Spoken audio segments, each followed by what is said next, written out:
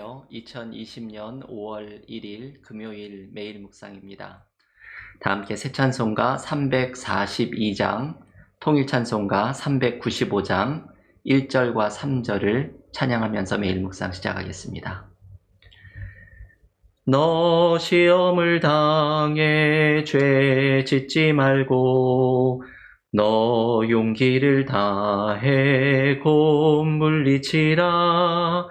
너 시험을 이겨 새 힘을 얻고 주 예수를 믿어 늘 승리하라. 우리 구주의 힘과 그의 위로를 빌라. 주님 내 편에 서서 항상 도우시리. 잘 이기는 자는 상 받으리니 너 낙심치 말고 늘 전진하라. 내 구세주 예수 힘 주시리니 주 예수를 믿어 늘 승리하라. 우리 구주의 힘과 그의 위로를 빌라.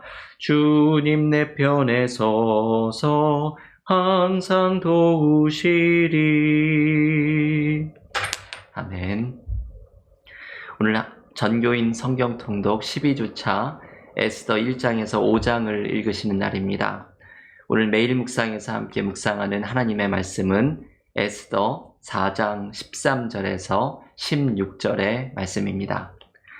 에스더 4장 13절에서 16절의 말씀 봉독해 드리겠습니다. 모르드게가 그를 시켜 에스더에게 회답하되 너는 왕궁에 있으니 모든 유다인 중에 홀로 목숨을 건지리라 생각하지 말라.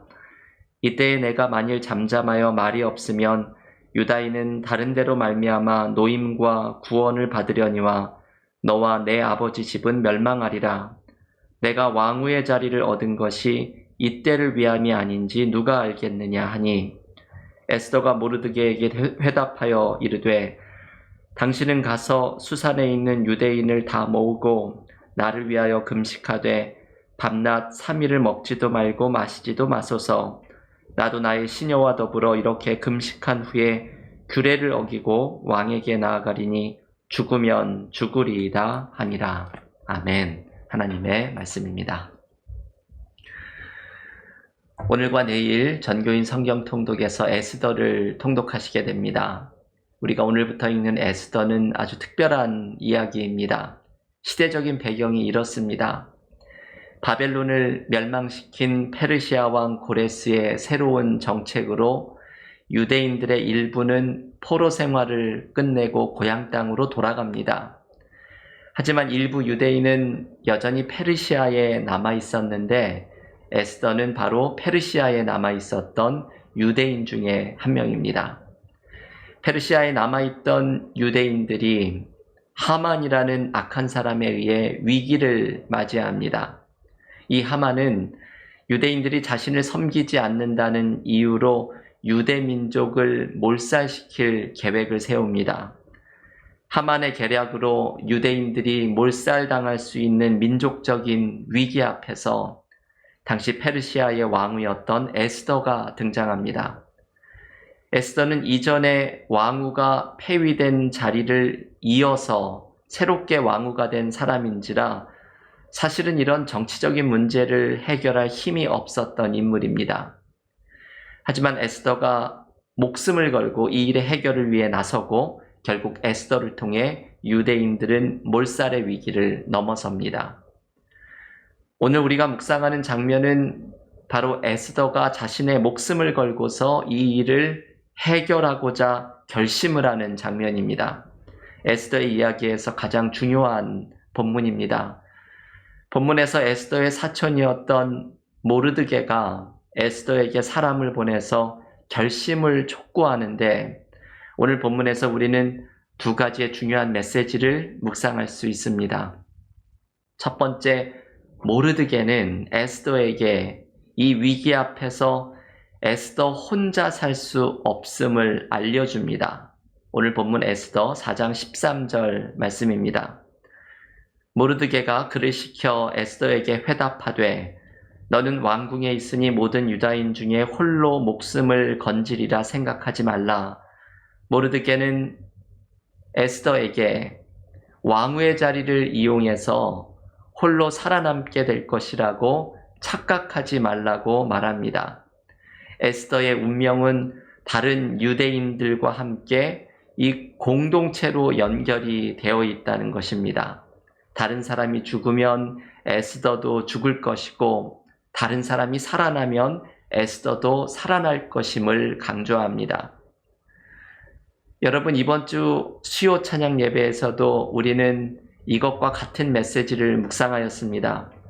출애굽기 17장의 아말렉과의 전투에서 모세는 이 전투에서 승리하기 위해 하나님의 지팡이를 들고 두 손을 높이 드는데 모세의 힘이 빠져서 손이 점점 내려오려고 할 때 아론과 훌이 양 옆에서 그 손을 붙들어 줍니다. 저는 이 이미지를 생각을 할 때마다 너무나 은혜롭습니다. 산 위에 세 사람이 함께 손을 들고 있는 장면입니다. 광야에서 만난 위기를 극복하는 방법은 하나님 앞에 함께 손을 드는 것입니다. 오늘 에스더는 우리에게 같은 메시지를 전해줍니다. 혼자 사는 것이 아니라 함께 살아나는 것이라는 말씀입니다. 교우 여러분, 요즘 삶의 어려움 속에서 우리도 어려운 이웃의 손을 잡아주며 함께 살아나는 은혜를 누리기를 원합니다. 오늘 하루 동안에도 교우들께서 어려운 이웃들과 어려운 교우들을 위해서 중보 기도해 주시고 격려의 전화를 한 통 해주시고 또 사랑의 나눔을 실천하면서 우리가 에스더가 받았던 말씀처럼 함께 살아나는 은혜를 누리는 믿음의 삶이 되기를 기원합니다.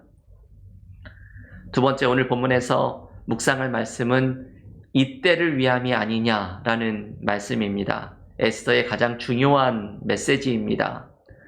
모르드게는 에스더에게 계속해서 이렇게 도전합니다. 에스더 4장 14절의 말씀입니다.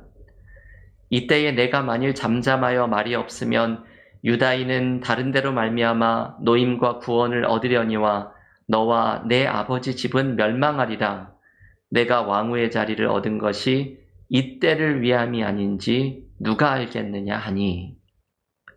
여러분, 이 말씀은 에스더에서 가장 유명한 말씀입니다. 에스더는 자신이 왕후의 자리에 앉게 된 것이 하나님께서 이때를 위해서 예비해 두신 것이 아닌지 돌아보도록 초대받고 있습니다. 이 말에는 두 개의 의미가 있습니다. 유대인들에게는 에스더가 이 위기 속에 하나님이 준비해 두신 은혜라는 말씀입니다. 이때를 위해 이런 은혜가 준비된 것이 아닌가, 이런 의미입니다. 또한 에스더에게는 자기 자신이 다른 사람에게 도움이 되기 위해서 결단을 해야 하는 때입니다.